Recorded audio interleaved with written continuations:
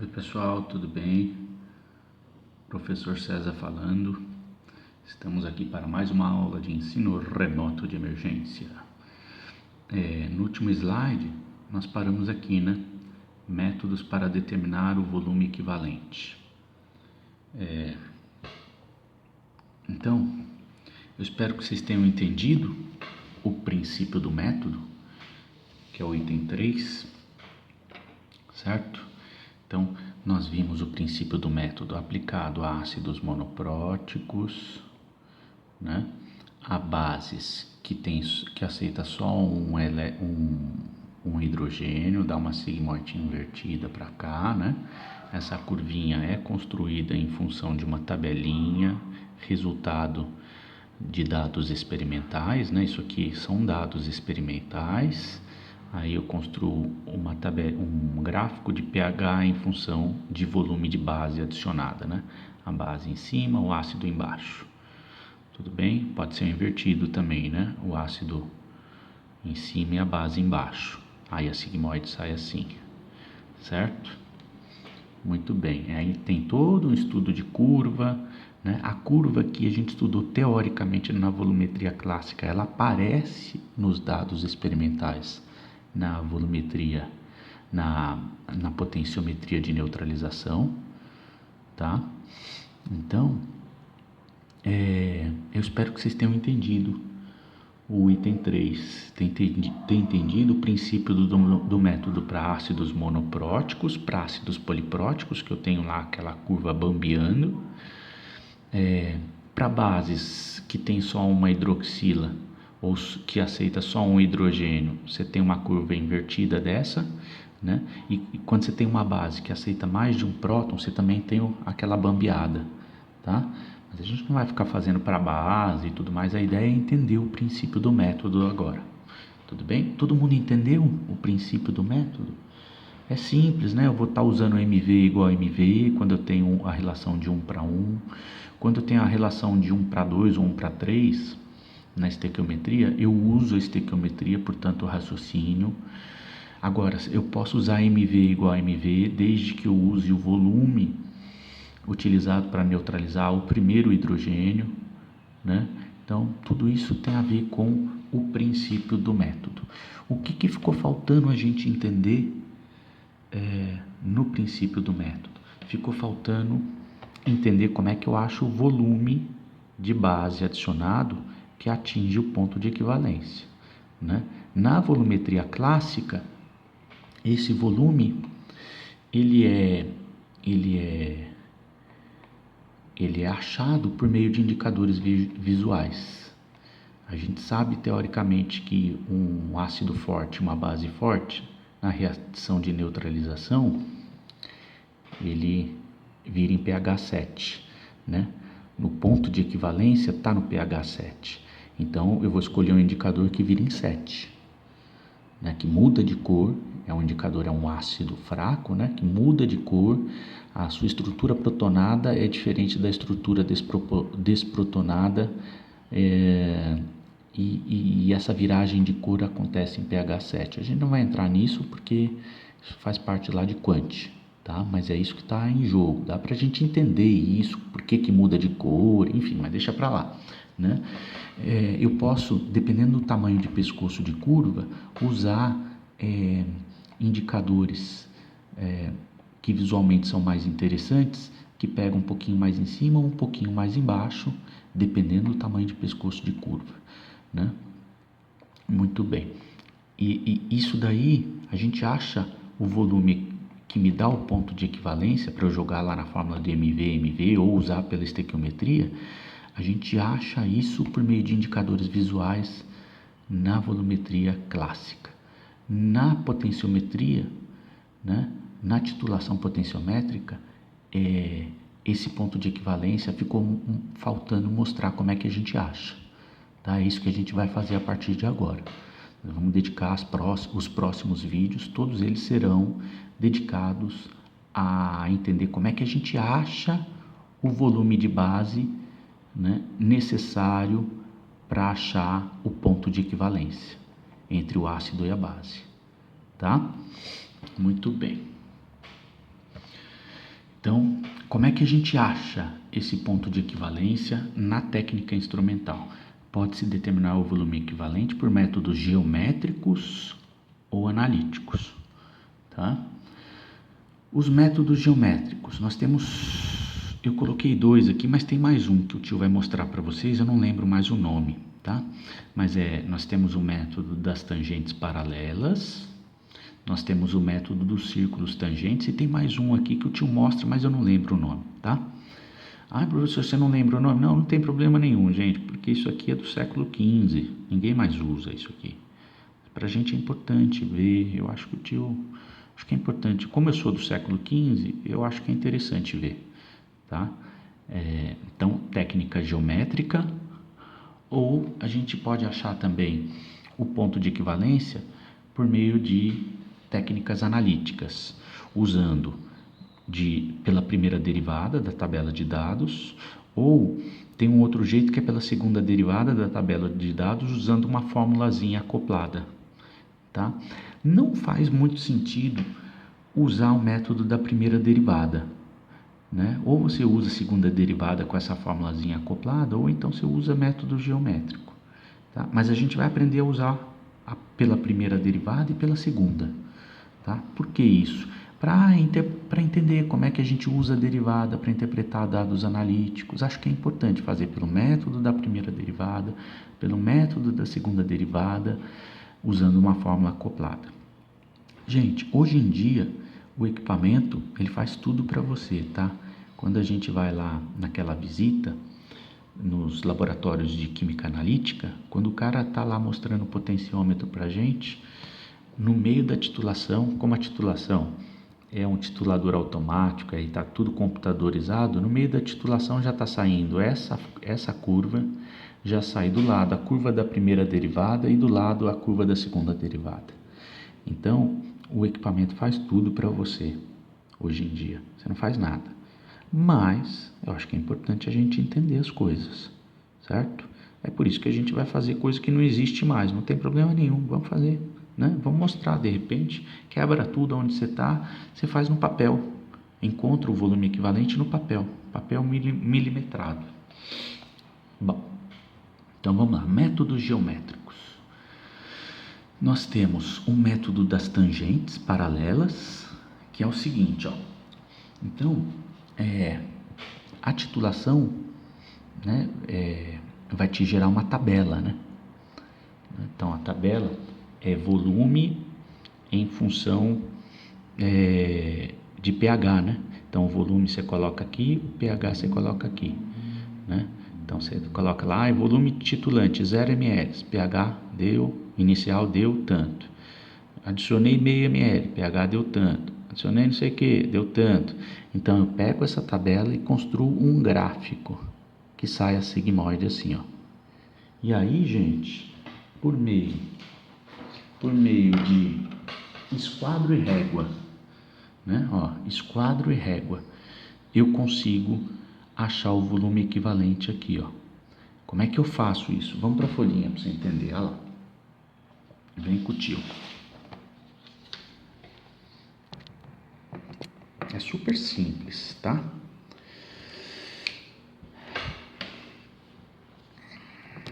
Olha lá. Então, o conjunto de dados experimentais te permite aplotar um gráfico de pH em função do volume adicionado de titulante, certo? E aí, a sigmoide que saiu é isso aqui, ó.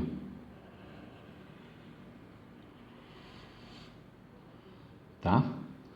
Como é que eu faço então, né?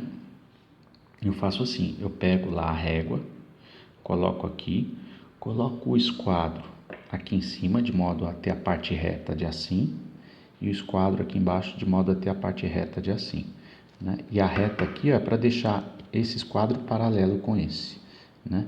E aí eu pego esse conjunto, é muito intuitivo, né? E eu vou tentando posicionar ele aqui, ó, de modo a conseguir traçar aqui, ó, por isso que chama método das tangentes paralelas, a traçar uma tangente aqui, ó. Então eu vou buscando com esse conjuntinho aqui, ó, em cima da folha, de modo a que o meu esquadro aqui em cima, ó, consiga traçar uma tangente aqui, ó. Ó, olha lá. Então vamos lá. E vai ficar uma merda essa tangente aqui. Opa, vocês entenderam, né? É geométrico o negócio. É coisa do século XV. E aí você faz a mesma coisa com o esquadro de baixo. E a régua é para deixar esse sistema paralelo com esse, né? Olha lá. Tentei fazer paralelo na mão, não ficou muito bom, mas tá bom. Vocês entenderam, ó. Vamos imaginar que essa reta tá paralela com essa, ó. Fiz uma tangente aqui e uma tangente aqui. De modo que isso aqui ficou paralelo com isso. Não ficou bem paralelo aqui no meu desenho, mas você enxergou que ficou. Aí o que você faz, gente? Olha que bonitinho. Você pega, vamos supor que essa medida aqui tenha dado 10 centímetros. Aí você pega, corre o esquadro de baixo até os 5 centímetros aqui, né? Bem exatamente no meio aqui, ó. E aí você traça uma paralela aqui, ó, com o esquadro. Aonde bater aqui, ó, você rebate aqui e acha o volume equivalente. Olha lá, onde cruzar a sigmoide, você rebate aqui e acha o volume equivalente. É isso aqui que você vai jogar lá na fórmula do MV igual a MV. E aí você resolve todo o cálculo. Ó, estamos usando um método geométrico, papel milimetrado, ou então gráficozinho imprimido no Excel. Tudo bem? Então esse aqui é um método das tangentes paralelas. Ó, eu faço uma tangente aqui e elas têm que estar paralelas, certo? Pego no meio delas, onde cruzar aqui é o meu volume. Muito bem, vamos fazer um outro aqui agora. O próximo método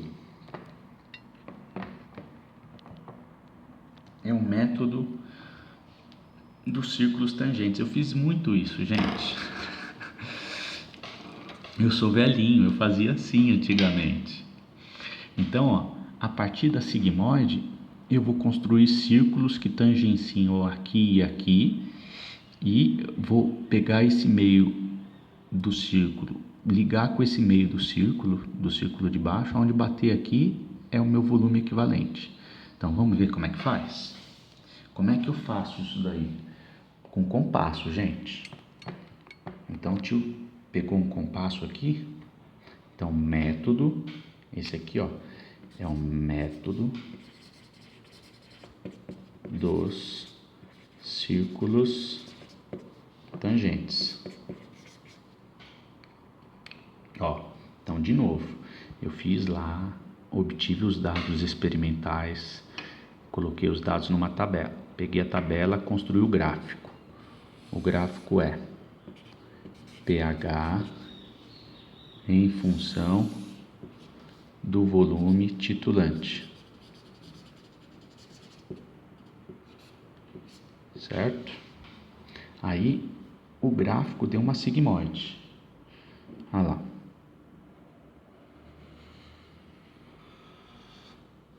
Né? O gráfico deu uma sigmoide. Aí como é que eu faço? Por que chama método dos círculos tangentes? Né? Eu vou pegar um esquadro. Deixa eu pegar o esquadro aqui, ó. E eu descobri que eu não tenho esquadro, mas ó, funciona o dedo, tudo bem? Ó, esse aqui é um esquadro do tio. O que eu vou fazer? Ó, é muito intuitivo, é bem simples. Eu vou pegar, vou tentar fincar o esquadro em algum lugar, ó, e tentar achar um jeito de posicionar aqui e pegar aqui, ó, e fazer um risco aqui de modo a pegar o maior número de pontos da curva possível. Então eu vou pegar e vou fazer assim, ó. Ficou uma merda, hein? Aqui, ó. Você tá entendendo, né? Então, ó, eu vou, ó, é bem intuitivo, gente. Não tem ponto aqui, ó. Não é, ó. Se eu pegar aqui e fazer assim, ó, eu vou pegar um número de pontos pequenininho, né? Não, eu vou ter que achar um lugar aqui, ó, de modo a tangenciar o máximo possível aqui, ó, essa bolinha, né? Ó, então a ideia é fazer isso aqui, ó. Ó, com o esquadro, achar um ponto que faça assim, ó. E ficou uma merda isso aqui, né? Bom, você entendeu, né? Você entendeu. Olha lá. Então tem esse ponto aqui. Beleza? Você vai fazer a mesma coisa no de baixo, ó. Você vai achar um ponto aqui que vai tangenciar com o esquadro aqui, ó. Certo? Então vai fazer um negócio assim, ó.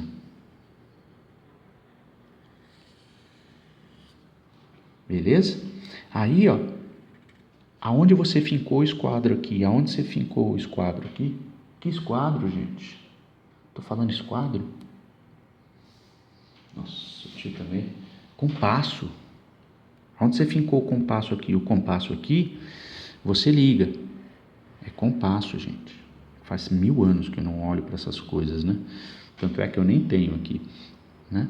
Então, conectou esses dois pontos. Aonde cruzou a sigmoide, você rebate aqui embaixo. Esse aqui é o volume equivalente. É o volume que vai me dar o ponto de equivalência. Certo?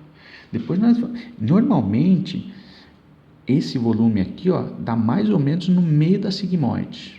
Normalmente, aqui bem próximo do meio da sigmoide. Depois nós vamos olhar isso aqui, esse volume equivalente, aos olhos de uma derivada. Para você entender o que significa isso aos olhos de uma derivada. Tá bom? Então esse daí é o método dos círculos tangentes. Muito bem. Tem um outro que não está no slide, mas que também é possível de fazer, que é o método Lanana, que eu não lembro mais o nome, e que é assim, ó. Eu também vou brincar lá com esquadro e régua, tá? Eu vou brincar com esquadro e régua. Mas é assim, ó. Então, eu tenho lá os dados experimentais numa tabela. Eu tenho pH em função de volume titulante. Certo? Aí, a partir dos dados da tabela, eu botei o gráfico no Excel ou no papel milimetrado. E a sigmoide deu isso aqui, ó. Tudo bem? Tem sigmoides mais assim, tem elas mais assim, né? Mais acentuadas assim, enfim, mas deu assim. Então, o que é que eu faço? Com o mesmo conjunto de esquadro e régua, né? Eu posiciono a régua aqui, o esquadro aqui, de modo a ter a retinha para cá e um esquadro aqui, né? Então, eu vou, com esse conjunto, eu vou tentar posicionar aqui, ó, e é muito intuitivo, de modo a, com o esquadro aqui em cima, prolongar essa reta aqui, ó. Então, eu vou prolongar. Vamos prolongar? Saiu muito bem reta, mas você entendeu, né? Então, tá aqui, ó. Olha lá. E aí eu faço a mesma coisa com o esquadro de baixo, né? Eu vou prolongar essa reta aqui, ó. O método que eu vou usar, geométrico, depende muito do formato da sigmoide também, né? Se a sigmoide é mais torta assim, já fica mais difícil de fazer por esse aqui, tá? Se ela faz um negócio assim, tá? Aí talvez seja mais interessante pelos círculos, beleza? Então, aí o que eu faço? Tracei uma reta que prolonga aqui, uma reta que prolonga aqui. Vamos supor que essa medida aqui tenha dado, de novo, 10 centímetros. Eu pego o esquadro de baixo e jogo ele até o meio do caminho, 5 centímetros. E traço uma reta paralela aqui, ó. Né? É parecido com aquele primeiro que eu te mostrou, né? Aonde cruza aqui, você rebate aqui e acha o volume equivalente. Aí isso aqui eu uso para fazer todos os cálculos que você já aprendeu. Beleza, gente? Tranquilo? Estamos aprendendo o método de calcular, de achar o ponto de equivalência. É um método do século XV, por geometria. Vai que um dia você precisa, né? Tá aí, um jeito bem interessante, fazia isso muito. Muito bom. Terminamos as formas de achar o volume equivalente por geometria, por métodos geométricos. Vamos para o método analítico. Então está aqui a tabela de dados de uma titulação. Nós fizemos aqui um recorte, certo? Do volume 23 ml até o volume 31 ml na titulação. E aí agora a gente vai aplicar as derivadas. Só que já está dando 20 minutos e o que eu tenho para falar não cabem em 10, 12 minutos de jeito nenhum. Então o que a gente vai fazer? Vamos parar o vídeo por aqui e no próximo vídeo vamos continuar desse slide, tá? Então beijo, beijo, beijo e até a próxima atividade.